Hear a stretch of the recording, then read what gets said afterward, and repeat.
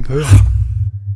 And all we had to keep us going was a sachet of powdered custard. Me and my father. Well, hello everybody and welcome into this Tuesday's entertainment news. I'm John, here to discuss the latest happenings in the world of Hollywood and movies. Usually entertainment, but there was not sufficient music or gaming news out there in the universe today that piqued my interest. Lord knows I did try and find it.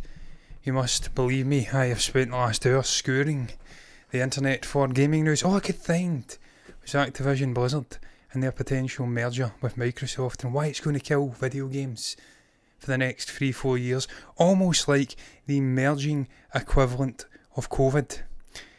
It's going to kill things for a couple of years, and then we're going to go back to a sense of normality. Normalcy is the new buzzword that people like to use when referencing that kind of situation. That didn't really catch my fancy, so I decided not to go with it. No, I decided to make this an all-movie news show. I should almost change the little E back around to an M and just talk about movies today. And first and foremost, I'm going to speak about Star Wars. Kings of the Galaxy, fighting for you and I, fighting for me. That's Brian Lemond. He created that song. It was world renowned. It's renowned in Britain, where I'm from. I don't know about the world. I'm going to discuss Star Wars. Is Star Wars becoming a dead franchise? I think I put in the actual thumbnail. Is Disney idiocy killing Star Wars movies? Something like that.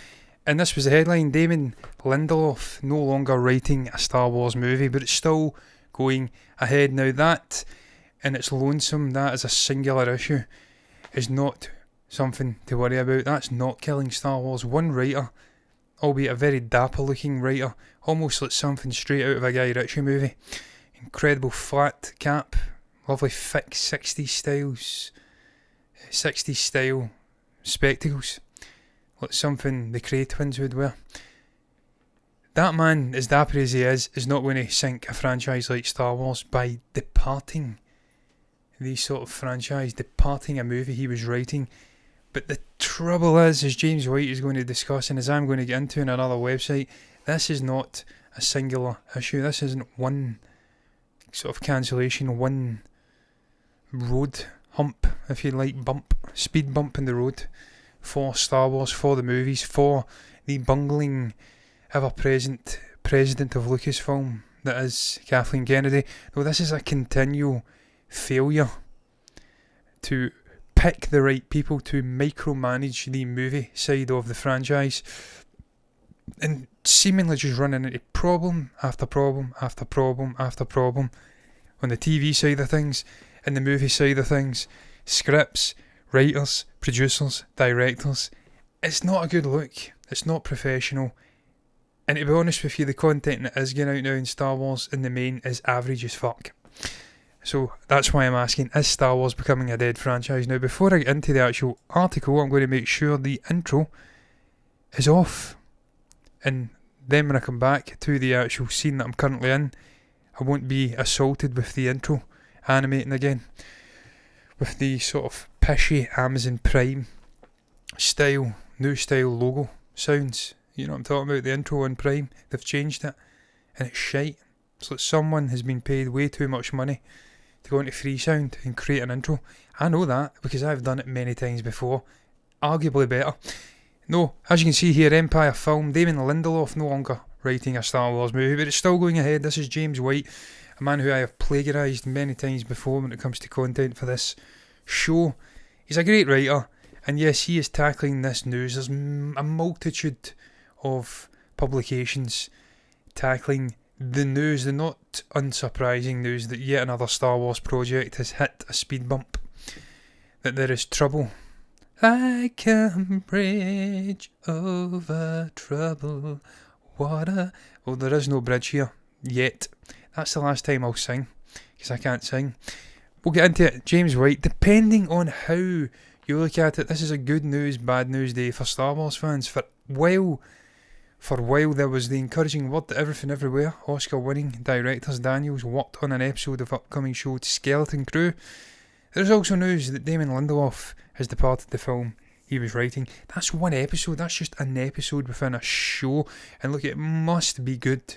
If you're attracting Oscar-winning directors to come on board and direct a mere episode, a single episode of a show, there must be something nifty going on with the script. So that's perhaps a little positive thing within a sea of utter depressing shitness. Look, I'm going to be an arbitrator here. I'm not going to take a side on whether I think Star Wars is a dead brand or not. The real motivation for doing this as a headline was I'd seen the Critical Drinkers video. Anyone who is aware of the movie fandom on YouTube will know who the Critical Drinker is. He's a fellow Scotsman, not Scotch. I was about to say Scottish, and I just decided to go with Scotsman at the last moment. He doesn't seem to have the issues that we have in terms of being understood. People from the world around watch his videos and they can understand him perfectly, but he does speak a lot slower than us. But yeah, he did a video critiquing, satirising the abject failures of Kathleen Kennedy, of Star Wars' watered down output over the last 45-6 years, whatever time frame you want to use. A brilliant video as ever from him. He's a guy I love to hate at times and I love to love at times. Sometimes I feel he can be a bit of a negative Nancy. Negative for the sake of being negative. Kicking and putting the boot into things because it's a cool thing to do. But other times he's absolutely bang on the money. And with this, I think he's bang on the money. He does put the boot into Kathleen Kennedy. He does take pot shots at the continual need for an overly powerful female character coming in and sort of Mary Sueing her way to saving perhaps a iconic male character. Say Boba Fett, for instance. Obi-Wan Kenobi, for instance. And yeah, that was the sort of basis of my motivation for doing this. And then obviously the news that Lindelof had departed, that just solidified that I was going to speak about Star Wars today, that I was going to speak about Kathleen Kennedy and a myriad of fuck-ups. And yeah, I'm going to get into it. As first reported back in October of last year, Lindelof and co-writer Justin Britt Gibson were aboard to work on the screenplay for a film to be directed by Miss Marvel's Charmaine Obaid-Chinoy.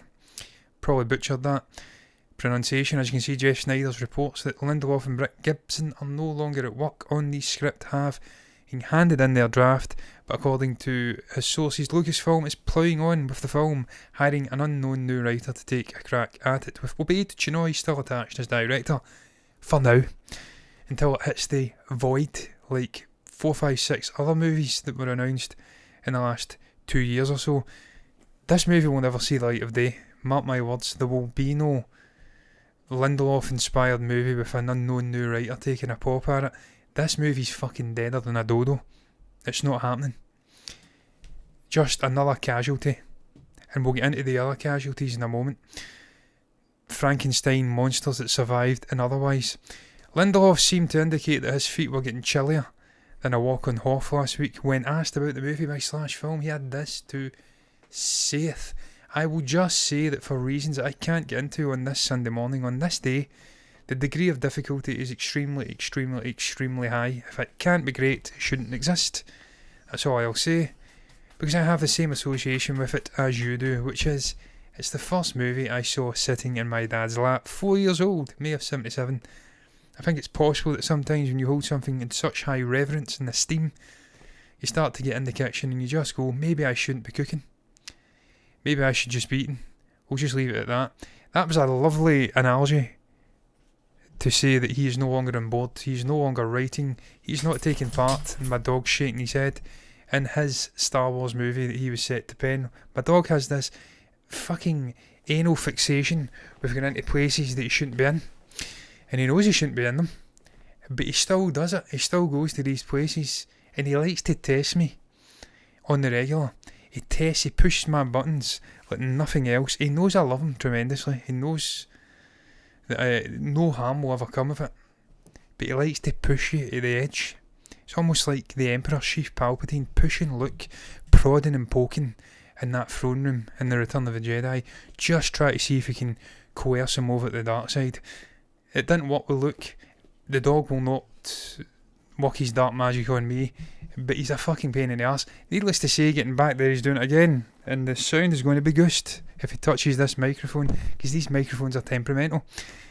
Why do I have a dog in here when I do shows, when I do streams, whatever adjective you want to use? Needless to say, not surprised to see Lindelof's Star Wars movie biting the bullet, at least for him. This is the 15th time, 16th time, and I said that there a little bit too sort of heartily. I don't know what my dog's doing, he's fucking killing me.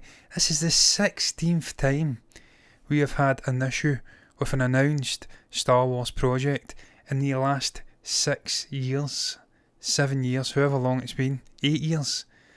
16th time.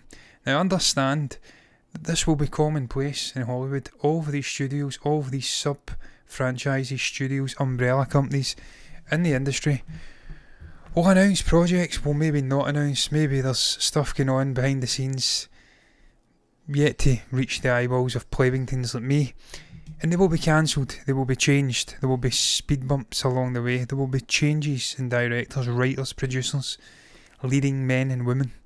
It will happen all the time, it's commonplace, but it just seems that all of the grievances, all of the dirty laundry gets aired in public with Star Wars, and that for me is symptomatic of a president who is out of her depth, who hasn't got a fucking clue about Star Wars.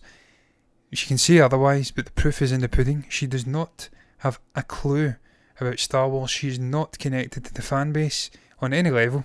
The sequel trilogy proved that. And she just really has to hang up her sort of producing, directing, fucking whatever the hell it is, meddling presidency hat, whatever they wear, I don't know. Do they wear a garment that signifies? Maybe just flip her name plaque over in the desk, burn it, and give it to someone who knows what they're fucking doing. In this case, I feel Jon Favreau is the heir apparent. The man understands Star Wars. You can tell he's a fan of Star Wars. He's produced some of the best low frills, simplistic Star Wars in years with The Mandalorian. Dave Filoni is an heir apparent, lingering around like he did under Lucas. Could maybe take that mantle on in 4 or 5 years' time. She's been there too fucking long. Executive figures shouldn't be hanging around for 7 years, 8 years. It should be refreshed every 4 or 5 years, just to keep originality, keep some sort of motivation there in the executive. We've seen what happens when the executive grows stale at Warner Brothers with DC. They've reinvigorated it with James Gunn. And times will change with DC. The movies will get better, the projects, the output will get better, because there is a collective vision. There's a man who understands the stories, who wants them to succeed, who doesn't want to rub the fan base up the wrong way with every second fucking release. It's not a surprise to me. Is Star Wars dying? Well, let's have a little fucking look here at the projects that have failed. Let's zoom it up a bit for those who are hard of sight, which is me at times. This was 3 months ago. This was prior to this news that Lindelof's project has been cancelled. Well, his involvement in it has been severed, if you like. This is the 15 projects prior to that have hit speed bumps, or have been cancelled, or have been reimagined. As you know, Soul by Phil Lord and Chris Miller. I think they were a month, maybe 2 months away, maybe not even that. I think it was a couple of weeks to a month away from this movie being completed, being in the can, and they were given the heave-ho. Fired, moved off, created one of the greatest Spider-Man movies of all time, produced it. And yeah, it was by Kathleen Kennedy. She also had a creative difference with them. Didn't like the dailies, didn't like the direction of the movie, and decided to get rid of them a significant way into the production. Brought on Ron Howard. They released the movie. It was okay. It was merely okay. Average. Even by Star Wars standards, post-prequel, an average movie. And again, it just brings up a whole lot more questions and answers, really. Why would you appoint these guys here as directors, knowing what they're going to bring stylistically, knowing what they're going to bring tonally to the movie, and then decide so late into the production you're going to get rid of them? A disaster. And this wasn't the first one. Zack Snyder, we heard rumours of Zack Snyder sort of touting himself as a potential director for a Star Wars movie. He had an idea. Apparently it's been reimagined. It is going to be a Netflix project called Rebel Moon. No Star Wars, but it's a similar concept. Cancelled or giving a no thanks. Fair enough, that one will let slide. That was never really properly announced, so there's 14. We'll whittle it down to 13 here as well. I'm not going to look at 1313 because that was a Lucas project prior to the acquisition of Lucasfilm by Disney. That was his brainchild, a 100 episodic TV show about the gritty underbelly of the galaxy, bounty hunters, crimes, all of that stuff. Really interesting concept, never seen the light of day really, despite the treatments being there. They decided not to do it, they decided to scrap it, even though it was an interesting concept, and they've kind of did it in a potentially less enjoyable manner with the Book of Boba Fett and other things. Boba Fett movie, not one but two. Josh Trank and obviously James Mangold. 2 Boba Fett movies were semi-announced, I think in the Mangold case, announced, then cancelled. Again, I'm not really upset about that because Boba Fett, as I've said before, isn't compelling enough of a character to justify his own movie. He's not a leading character in a Star Wars movie. He is set dressing. He's a sideman. He's cool to look at, but ultimately not interesting enough. And we did see that with Book of Boba Fett when the TV show came out. They had to jazz him up with the sidekick. They had to jazz him up with Mandalorian coming in and doing a whole episode dedicated to him. Bringing in a fucking killer Wookiee. We needed other interesting figures to add some sort of intrigue to the story, because this guy here, as good as an actor as he is, and he is a great actor, the character just fundamentally lacks enough interest for me to justify his own movie. A 2-hour movie, no chance. I think they were right with that. I says I was going to play arbitrator. I was going to sit in the fence and try and determine whether I feel the speed bumps, the cancellations, are indicative of Star Wars being a dead franchise. And what has come out, the quality of the content that has come out, does that indicate it's a dead franchise? So far, I'm 50-50, I'm not going to lie. Star Wars Detours, I didn't fucking know what that was. Apparently, it was filmed, it was edited and directed, it was finished, and it was cancelled. Of course, there's one on here that actually, yeah, it does. Well, I mean, this and not this, we'll get into that in a moment. The Rian Johnson trilogy, never really officially cancelled. Never really officially did anything after it was announced, just prior to The Last Jedi's release. It's in the fucking void. Nothingness. And hopefully nothing happens with it either. As good as Ryan is, he's not a Star Wars director. He's too divisive. The fan base either love this guy out of some blind fanaticism, or they hate him because of what he did in their minds to their childhoods with Luke Skywalker. With that story, I'm ambivalent towards Ryan, really. The movie was shit for me, but it wasn't the worst of a sequel trilogy by no means. That is taken up by J.J. Abrams' The Rise of Skywalker, which is remarkable when you think about it. How fucking bad do you have to be sticking the landing in a disastrous trilogy that you make an even worse movie than The Last Jedi, which featured the slowest space chase in the history of fucking cinema, and one of the most absurd manoeuvres, sort of mythos canon breaking manoeuvres. As good visually as it was, the Holdo manoeuvre was fucking stupid. Just stupid. How bad do you need to be to fuck it up that much? It is worse than that. He did it, he accomplished it. Well done, JJ. That's not going to happen. I'm actually quite happy with that one. Rangers of the New Republic, again, I don't know anything about this. I think it was Cara Dune. Yeah, it was. Cara obviously put her foot in it with the whole COVID stuff, didn't she, and other political stuff, and she got booted. And I'm not going to get into the sort of rights and wrongs of that. Needless to say, they could have recast the character again. This comes down to Kathleen Kennedy. Not really vetting the actors, not really vetting directors, producers, writers correctly, adequately. And then there's problems, obviously identified way down the line, into productions, into multiple seasons of TV shows, and they have to part ways because of that lack of due diligence, that lack of preparation. It all keeps stemming back to Kathleen Kennedy. This trilogy here stems back to Kathleen Kennedy. I remember me and Stephen discussing this. We were happy about this news. Because that, in our minds, solidified that The Last Jedi was a great movie. Because why else would they announce Rian Johnson was getting a whole trilogy to himself before the movie was even released? The first Star Wars movie of the Disney era not to have reshoots. Look how it worked out. They announced this, Kathleen Kennedy's fingerprints all fucking over it. It's never seen the light of day. This man's now got a borderline exclusivity deal with Netflix to do Knives Out. That's taken his mind up completely. He's not thinking about Star Wars. This ain't going to happen, man. I hope it doesn't happen. Another disaster for Kathleen Kennedy. Colin Trevorrow, one of the more complicated ones, more controversial ones for episode 9.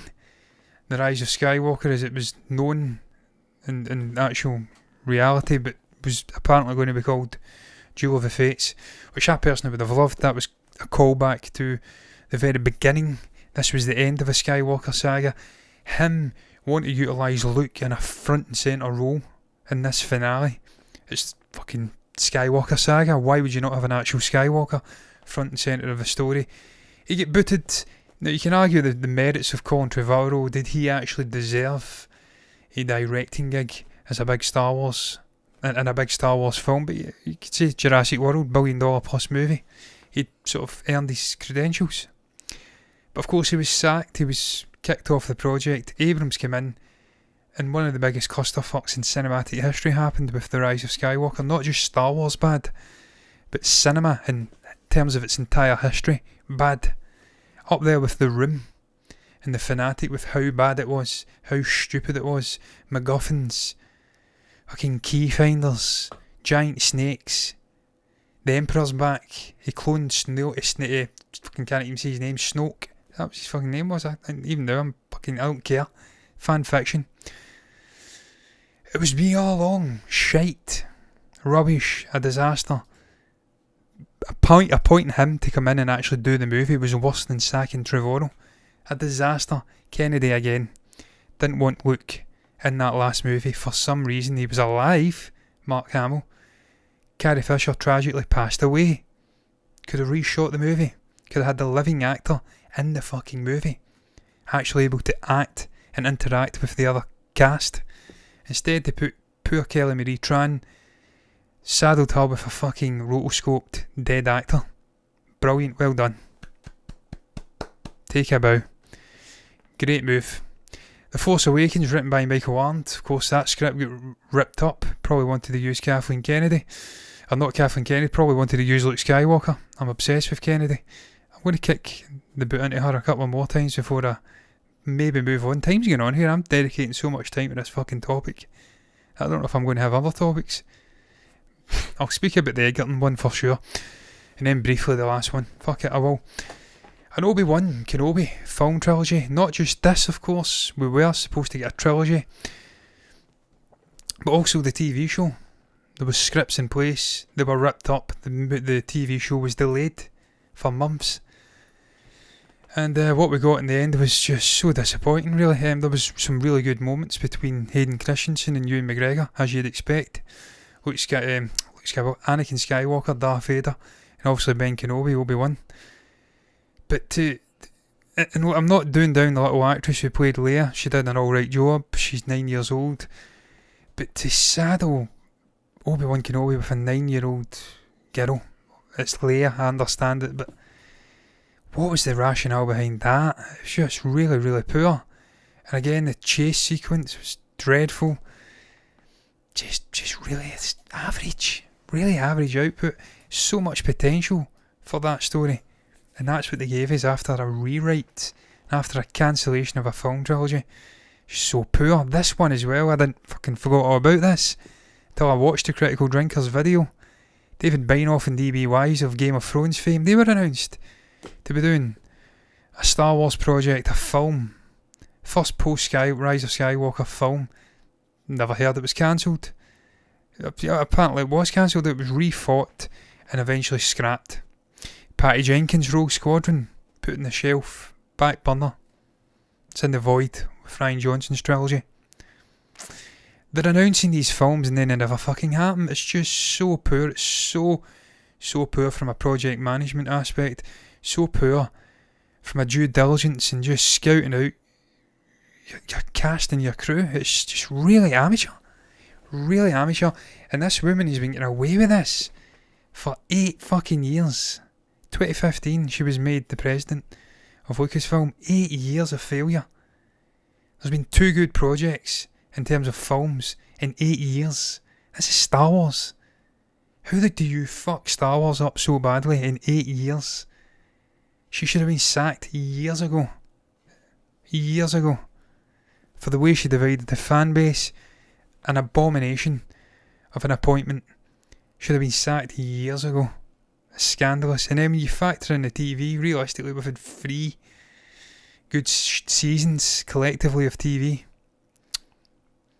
So that's 5 sort of individual, I don't know, productions in 8 years that have been good. So poor. A J.D. Dillard movie. I don't even remember this. Don't even remember it. It's cancelled. Gareth Edwards, Rogue One. Fucking shambles.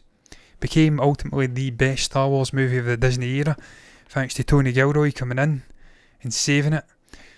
But again, due diligence, you appoint Gareth Edwards and then you totally undermine him towards the end of the movie, or you come to the realisation that he's not capable of delivering the story that you actually want. And then you have to bring in another guy to save the entire fucking project, the production, rewrite it, give us one of the best moments in the whole film with Vader's corridor sequence, kill them all off, which was the only reasonable and rational, logical conclusion to that movie. So poor, mired in controversy, mired in sort of meddling. And I'm sure there's more, man. I'm absolutely convinced there would have been more that's not even been announced. Just incompetence from the presidency at Lucasfilm, from Disney, and the complete incapability of dealing with Star Wars, with dealing with the fan base, of dealing with 30-40 years of legacy, of childhoods, of devotion. Not channeling that devotion and that intrigue from the fan base in the right way, using it as a conduit to deliver brilliant content. Kevin Feige understands it at Marvel. Gunn's going to understand it at DC. What the fans want, and then give them it. Don't spite them. That's counterintuitive. That's not going to give you $1 billion+, $2 billion at the box office if you're spiting half your fan base. It's niche as it fucking is. There's people out there who don't even like Star Wars. It fucking shocks me to my core they don't. But after this shit show, who can blame them? Why would you spite the hardcore fan base that's going to go back 4, 5, 6, a dozen times and watch the movies? Is Star Wars becoming a dead franchise? I have to say, from a marketing standpoint, it'd be difficult to disagree that it's already dead. I think Critical Drinker may have a point. The toys, the merchandising began the rot setting with George Lucas in the early 2000s, the prequels, putting fucking Star Wars logos on pencil cases and just all manner of tacky shit making its way out into the universe. That besmirched, that took the gleam, the awe off of Star Wars, the brand. I keep saying it, when I was a kid in the 90s growing up, Star Wars was special. You seen a Star Wars toy or hot toy figure merchandise in a shop, you were in awe of it because it still held something. It meant something. Now it's dead. You can get it everywhere. You can get it in the pound shop, Walmart over in the States. It's fucking everywhere. It's cheapened. It's tacky. And the storytelling is just so fucking poor, man. It's unreal. So, I mean, I'd like to disagree with Critical Drinker. I'd like to disagree with people who are sort of espousing this viewpoint. But realistically, unless they up their game, I don't want to see another Star Wars movie ever again. The TV content is hit and miss. Andor's the greatest thing that I've seen from Star Wars since the original trilogy. No one fucking watched it. It wasn't promoted. Poor attempt at pushing great content out onto the streaming service and promoting it. It wasn't even at the top of the fucking homepage when you clicked in when an episode dropped. They were burying it for some reason. Or as Ewan McGregor would say, bury. Mandalorian Season 3's been okay. And it was okay realistically before that. It was good in parts, really exceptional, and average to boring in other parts. It's always been middling, up and down. I enjoy it, but it's not It's not shaking anything to its core in terms of its artistic brilliance. It's not another A New Hope or Empire Strikes Back. It's just merely good. So, I says I was going to play arbitrator as Star Wars becoming a dead franchise. Has Lucasfilm's idiocy killed Star Wars movies? I think the answer to that question on the thumbnail is absolutely. Lucasfilm's idiocy has killed Star Wars movies. You know what else is not on that list? Taika Waititi's Star Wars movie. What's happening with that? At last I heard he was writing a script. Is that fucking dead as well? That's maybe the next one releasing. What's happening with that? They keep announcing directors and movies and not releasing them. It's disastrous, it's poor. Lucasfilm have killed Star Wars as a movie franchise, and it's going to take a long time for it to recover. It's going to take something special. Is it becoming a dead franchise? Not yet, but it's getting fucking close. We're getting to Terminator levels of desperation.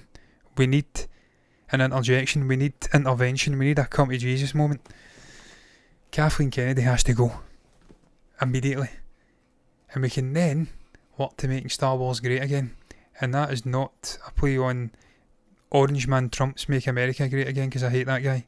He's an utter cunt. And I'm not going to take that back. He is. The word cunt was designed for him. Before I touch on this briefly and end the show, I'm going to speak briefly about Jordan Peele. Jordan Peele's next movie is releasing on Christmas Day in 2024. This was actually Stephen that sent me this over. It's on our website as well. But for some reason I decided to go to Empire. I don't know why, because it's not even got a fucking quote or anything like that maybe pops better on here. I don't know. I just decided because I'm a lazy fuck to go here. People are saying this is risky. James White again, just keep plagiarising this guy's work.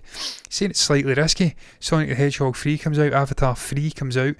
Last I heard, Avatar 3 could potentially be a 9-part series or something like that. That was the news that was getting announced. I don't think it's risky at all. When Jordan Peele releases a movie, it's an event. The guy is just developing himself slowly into a sort of known level director. He takes his time, he carefully curates his movies and his ideas that he's trying to push out to the world. Within his projects, his movies, I like the belief he's got in himself. I like the sort of cockiness that he's going to release it on Christmas Day in 2024. Alongside potential box office powerhouses like Sonic, which has performed well, and Avatar. When Avatar hits the theatres, it's usually magic. What I would say is a little sort of caveat to that is that Avatar 3 will not do the business that Avatar 2 has done, which in turn did not do the business that Avatar did at the box office. You will see diminishing returns. It will still be James Cameron level diminishing returns. It will still make north of $1 billion if it's fucking adequate at worst, and still average at best. I don't know what word to use. You will see diminishing returns from Avatar, so I don't think it's risky at all putting a Jordan Peele movie out in December 25th, 2024. I think it's cocky and it shows confidence in what he has in the screenplay. This guy's a phenomenal director.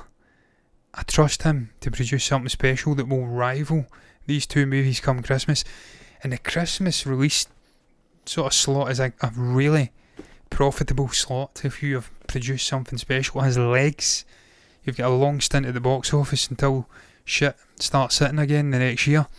So he's going to have a chance to let it marinate with the audiences, and if it resonates and word of mouth's good, it will make fucking money. So I don't think it's bad at all. I don't think it's a bad idea releasing it in Christmas.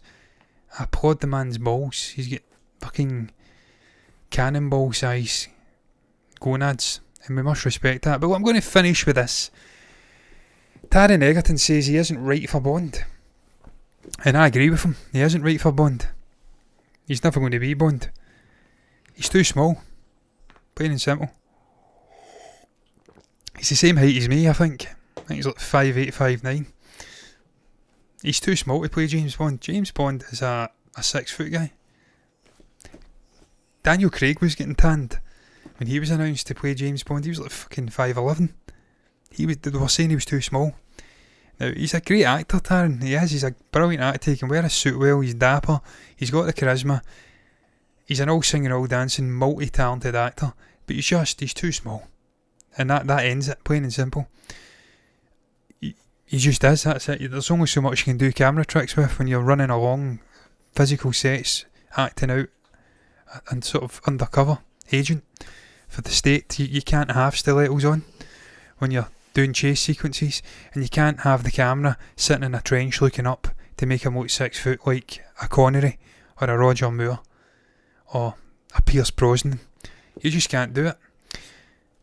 So I agree with him, he isn't right, but we'll see what the man's had to say about it, because look, it's realistically, I've spoke the hind legs off of James Bond and who's going to be the next James Bond, and I'm going to do it again here before I end the show, but I've not heard this guy's name getting mentioned in the same breath as James Bond for about a year and a half.